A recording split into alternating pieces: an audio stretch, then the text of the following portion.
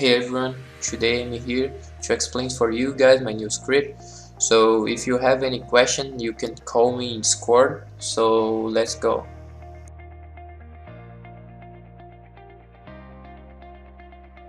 When the player is not handcuffed, you hold him like this.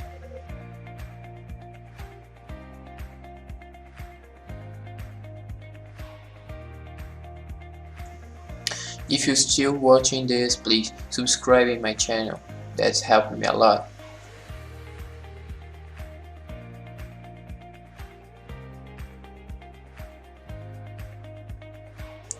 Even if the player takes damage, the animations don't bug.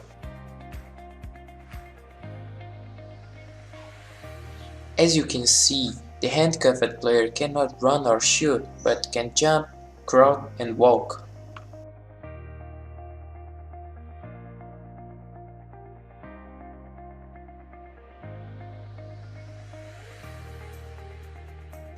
If the player is handcuffed when you hold him, he will look like this.